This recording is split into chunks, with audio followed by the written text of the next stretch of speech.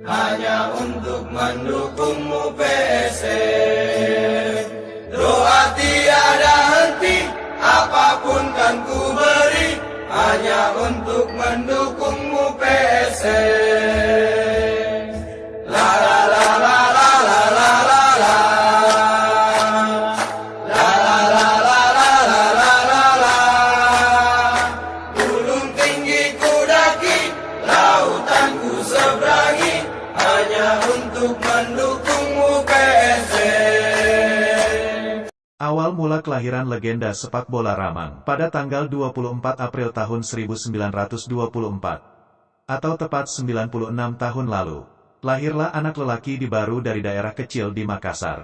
Anak lelaki tersebut diberi nama Andi Ramang. Siapa sangka anak laki-laki tersebut menjadi legenda sepak bola Indonesia di kemudian harinya.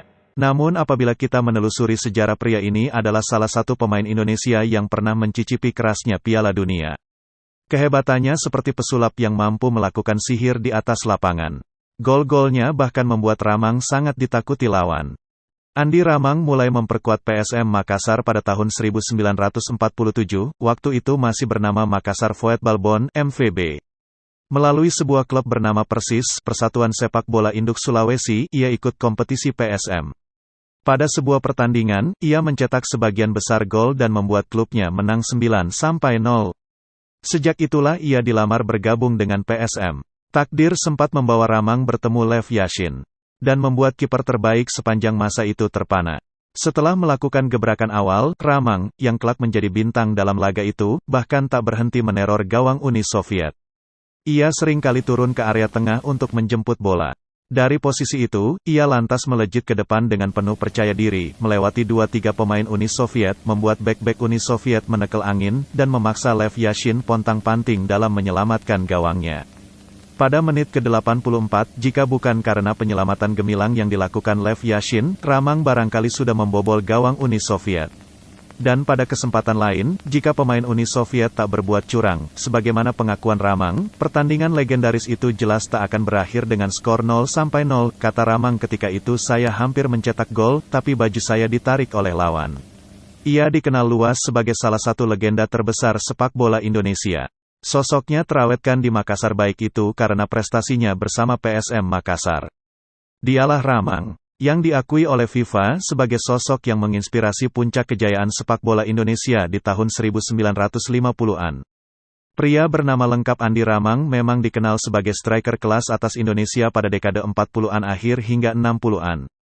Memiliki tendangan sangat keras, diberkahi kaki kanan dan kiri yang sama-sama hidup, gemar melakukan tembakan salto, dan punya kecepatan di atas rata-rata, tak pelak menjadikan Ramang sebagai pesepak bola nasional terbaik di eranya.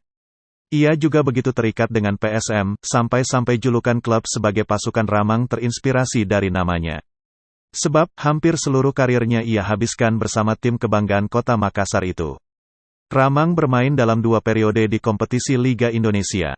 Pada tahun 1947 sampai tahun 1960 dan tahun 1962 sampai tahun 1968, Ramang mampu mempersembahkan 2 gelar perserikatan kepada Juku Eja.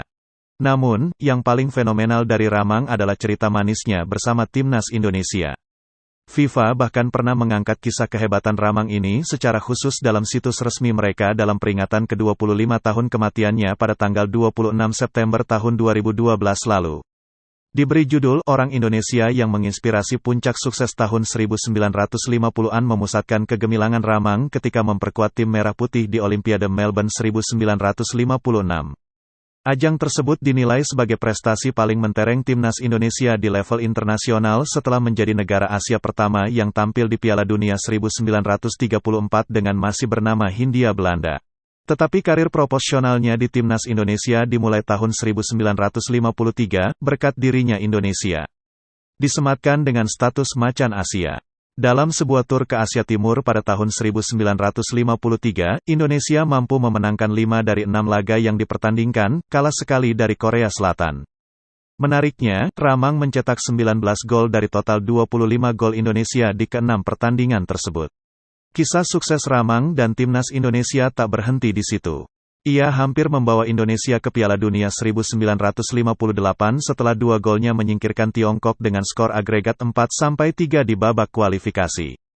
Indonesia kemudian melaju ke putaran kedua kualifikasi dan tergabung dengan Sudan, Israel, dan Mesir. Sayang, Indonesia mengundurkan diri lantaran enggan bertanding melawan Israel karena alasan politik.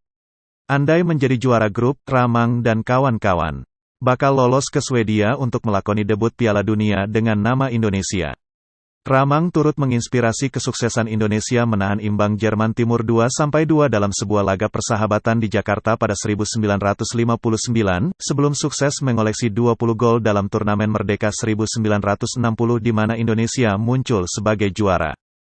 Dan legenda sepak bola Indonesia Andi Ramang meninggal dunia di Makassar tanggal 26 September tahun 1987 di umur 63 tahun. Cukup sekian penjelasan saya tentang legenda sepak bola Indonesia. Kalau suka dengan channel ini jangan lupa di subscribe, like, dan komen. Assalamualaikum warahmatullahi wabarakatuh.